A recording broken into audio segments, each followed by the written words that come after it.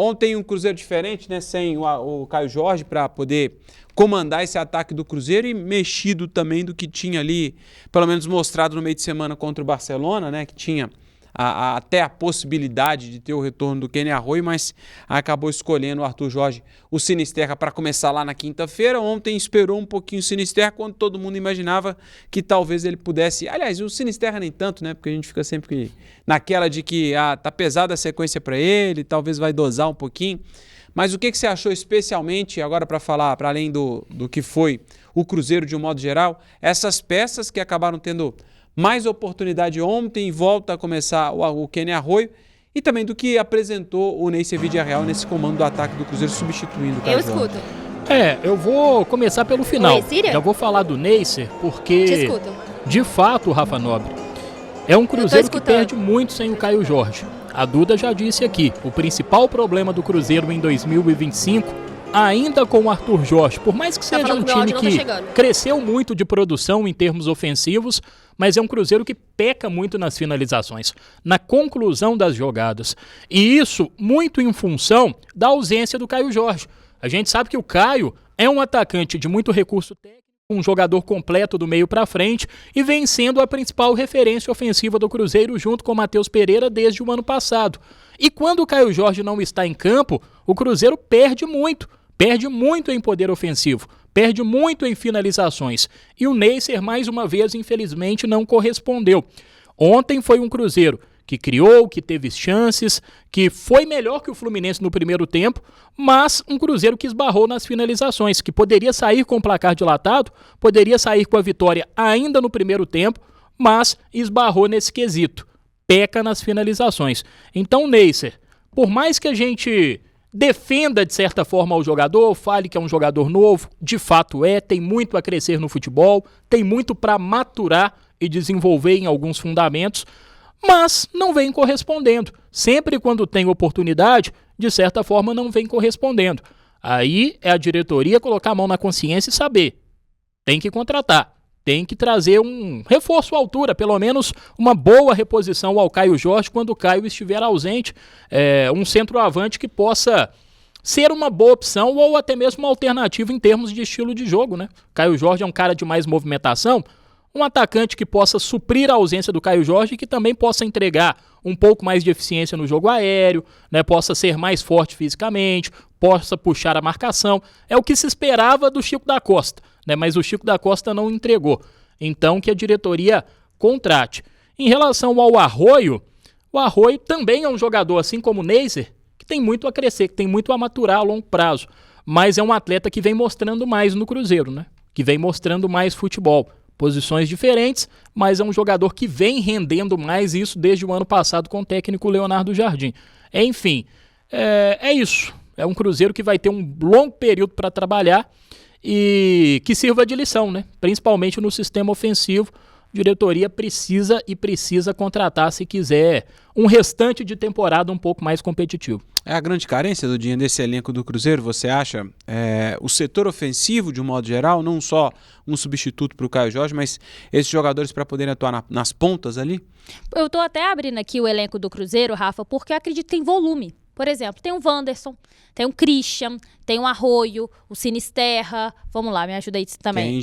Kenji. Vidiarreal. São 6 peças. O próprio Caio Jorge, Chico da Costa, Marquinhos, tem volume.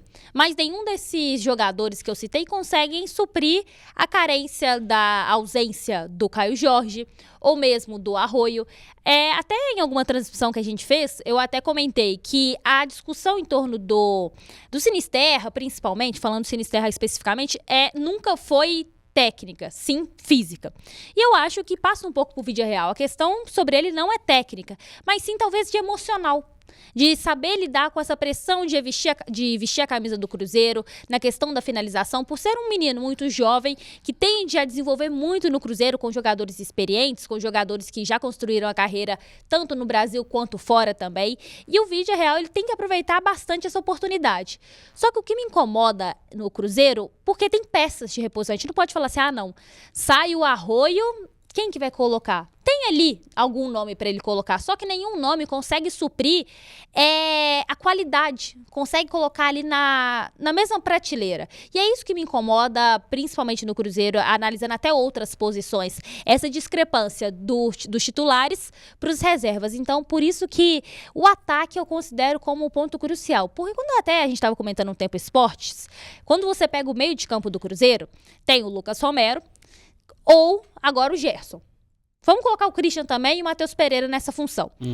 Se o Lucas Romero não entra, realmente o primeiro volante é uma posição que o Cruzeiro não tem nenhuma ali de função, mas pode colocar para suprir para conseguir segurar o tranco, o Lucas Silva ou o Matheus Henrique. São jogadores com características diferentes, mas que conseguem resolver o problema ali.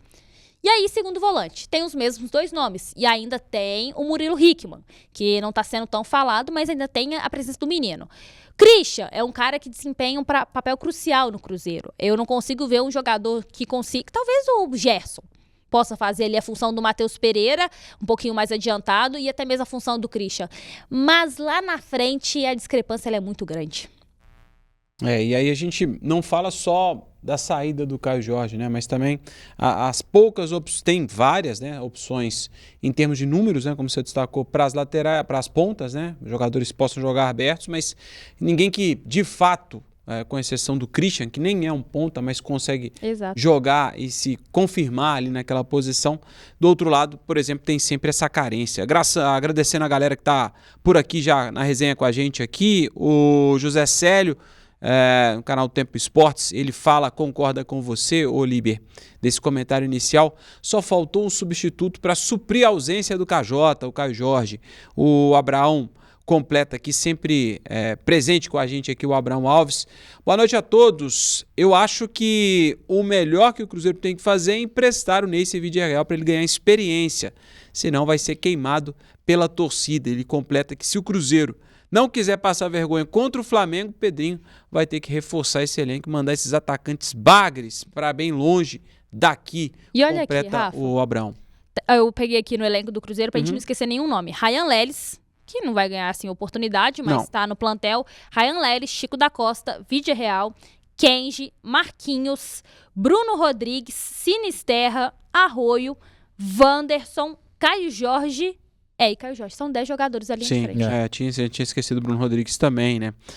A verdade é que dessa turma aí, né, Liber, tá difícil a gente, com exceção do Caio Jorge aí, né, destacar alguém que é imprescindível para esse ataque do Cruzeiro. Né? O Sinisterra, ele tem potencial para ser imprescindível. Isso a longo prazo, é o que a Duda disse também. É um jogador que é mais questionado pela parte física do que pela parte técnica. Tecnicamente, a gente sabe, Sinisterra é um jogador que entrega. Foi assim na Premier League, foi assim, né, em alguns momentos dentro do próprio Cruzeiro, mas precisa ter constância, né? Precisa sanar essa principal dificuldade, que é estar apto de forma regular. E se ele conseguir fazer isso, é um jogador que tem potencial, sim, para ser um titular imprescindível do Cruzeiro e para preencher essa lacuna pelo lado do campo, sobretudo pelo lado esquerdo, né? Hoje é a principal deficiência do Cruzeiro.